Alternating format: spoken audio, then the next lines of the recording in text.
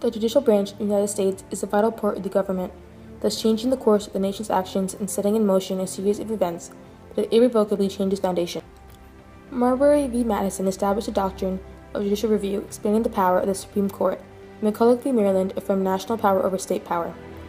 Brown v. Board of Education of Topeka put an end to segregation in public schools. Schenck v. United States limited the right to speech where there is clear and present danger, while Miranda v. Arizona explained the rights by requiring an enforcement official to advise a suspect of his or her rights. The Supreme Court has declared and implied doctrines and legislation that has impacted the United States in an incomparable way. Marbury v. Madison was a landmark decision that defined the boundary between the constitutionally separate executive and judicial branches of the American form of government. It established the way the government works. During John Adams' presidency, the Judiciary Act of 1801 was passed, making new district courts and adding judges. When Thomas Jefferson became president, Congress voided the Judiciary Act of 1801.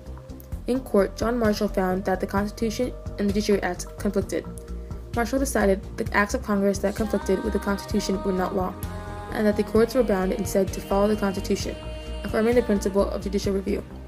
He said, quote, "To what purpose are powers limited, and to what purpose is that limitation committed to writing? These limits may at any time be passed by those intended to be restrained." End quote. The framers of the Constitution intended that the court to act as an arbitrator and to resolve matters arising under the Constitution. Marbury v. Madison enforced this belief and expanded the power of the Supreme Court in making the right and constitutional decisions because the Judiciary Act had gone against the Constitution.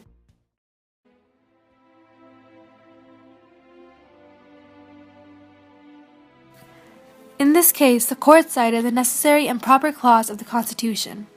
This allowed the federal government to pass laws not expressed in the Constitution only if those laws were useful and appropriate.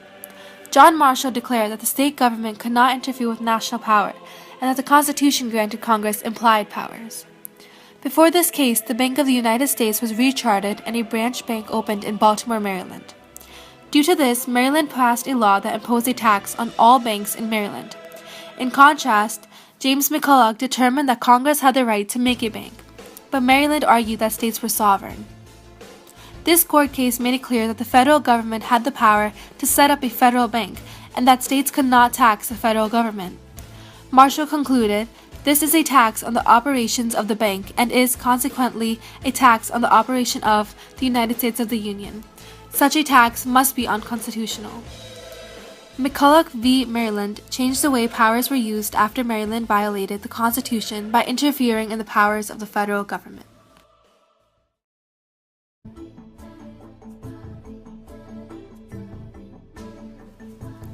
This critical court case indicated that expressions intended to result in a crime and pose a clear and present danger could be punished. In other terms, it limited the First Amendment by restricting freedom of speech when danger is present.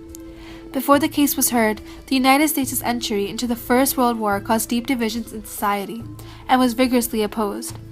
After the Espionage Act was passed in 1917, the Woodrow Wilson administration launched a broad campaign of criminal enforcement that resulted in thousands of prosecutions.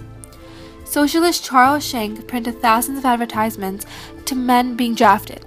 He urged them not to submit to intimidation, or the draft, because military conscription constituted involuntary servitude, which violated the 13th Amendment.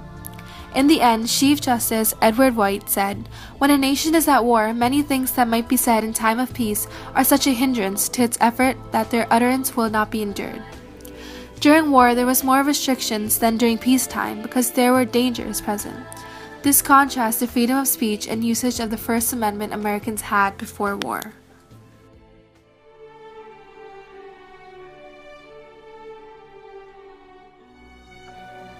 This case, one of the greatest Supreme Court decisions of the 20th century, proclaimed that state laws establishing separate public schools for black and white students was unconstitutional.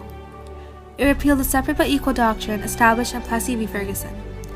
Oliver Brown, parent of a student denied access to Topeka's white schools, claimed that school segregation was a violation of the 14th Amendment, but the Federal District Court of Topeka ruled that segregated public schools was equal enough under the Plessy doctrine.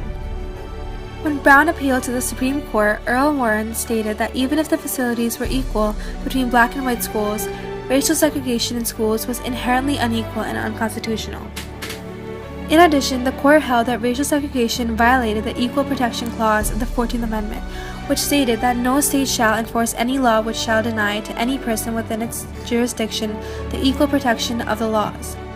It also fixed the negative effect that racism had on America's international image during the Cold War.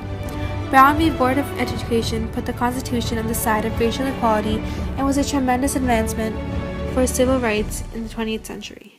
I wonder whether it's too late. I don't think it's too late. But I think the president should have shortly after the decisions, or at least by now, have gotten on a television network or radio and spoken as the chief executive of this government to the good people of the South, urging them to support the decision of the Supreme Court as the law of the land, whether they believed in it or not.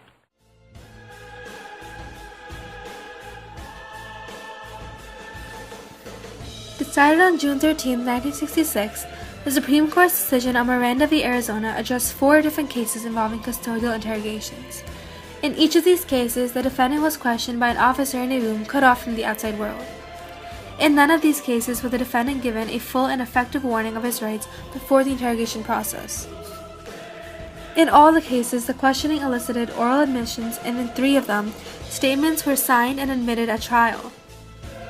Ernesto Miranda was arrested and taken in custody to a police station where he was identified by the witness. He was then interrogated by 2 police officers for 2 hours, which resulted in a signed, written confession later presented to the jury. Miranda was found guilty of kidnapping and rape and was sentenced to 20 to 30 years of imprisonment on each count.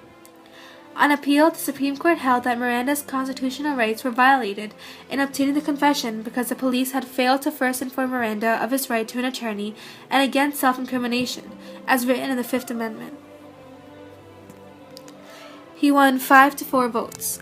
Miranda v. Arizona, in creating the Miranda rights, reconciled the increasing police powers of the state with the basic rights of individuals.